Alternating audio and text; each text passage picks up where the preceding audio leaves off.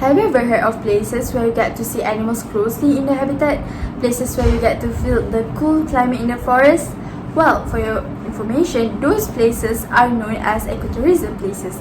And ecotourism is defined as responsible travel to nature areas which conserve the environment, sustains the well-being of the local people, and involve interpretation and education as stated by the International Ecotourism Society 2015. But the question is, does ecotourism really conserve the environment as it claims? And is it really a good idea to allow ecotourism at the environmentally endangered places? So before we move further, let me introduce myself first.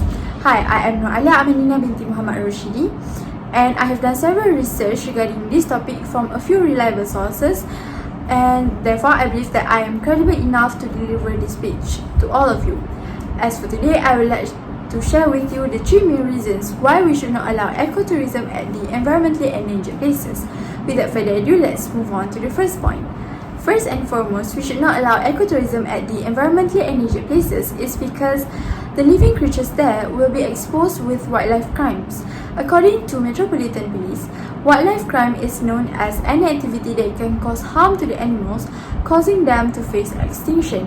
This includes of selling and trading protected animals, poaching, animal cruelty, taking protected plants, and so many more.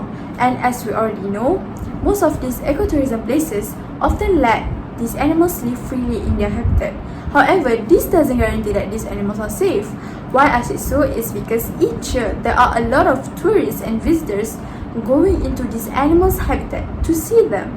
And this is very dangerous and risky as not all people go to the place with good intentions, because some might just pretend to be tourists so that they can gain information and they can survey how can they take away these living creatures.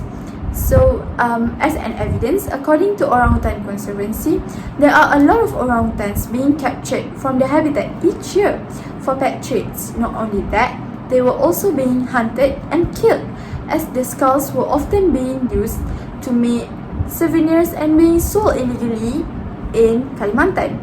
This shows that when the environmentally endangered places is being introduced to the public, the animals and other wildlife creatures will have the tendency to become the victim of wildlife crimes. So enough with that, let's continue with our second point.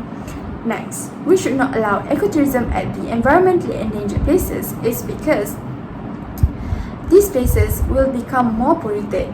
So when the environmentally endangered places is being introduced as an ecotourism attraction to the public, of course there will be a lot of tourists visiting the place because they do not want to miss the chances to visit the place as it might disappear in the future.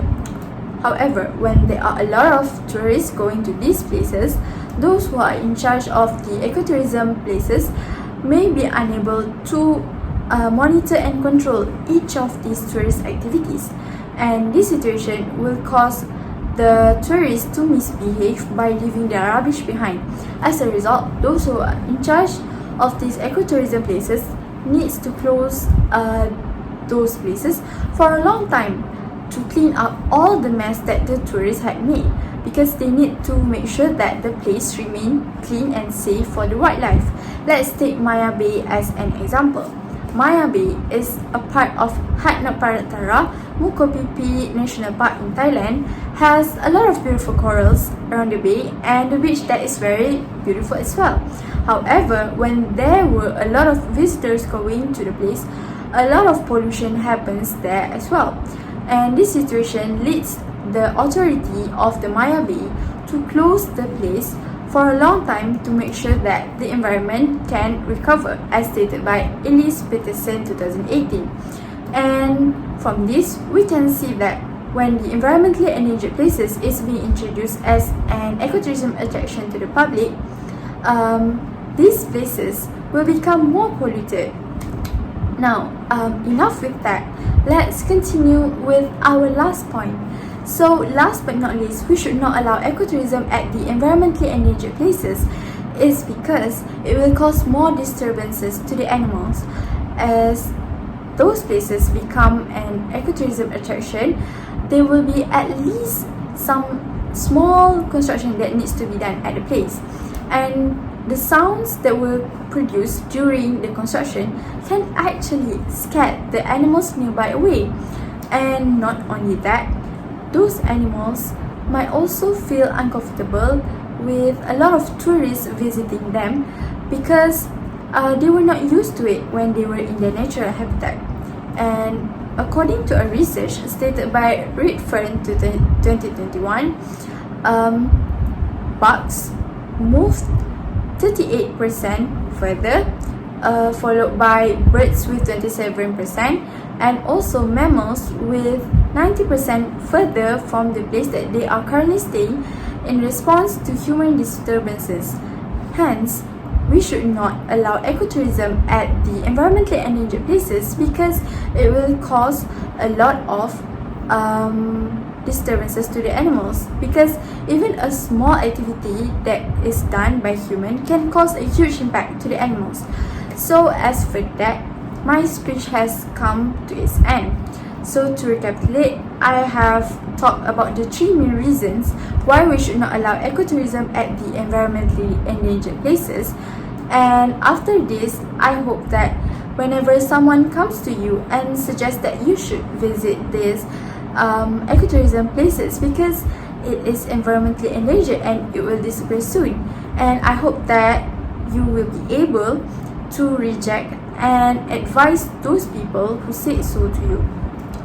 Before I end the speech, I would like to share with you a quote by Theodore Roosevelt, which is, "The wildlife and the habitat cannot speak, so we must and we will," which means that we should always be alert and concerned of the nature around us because they cannot express their feelings, especially when they are suffering. And that's all for me. Thank you.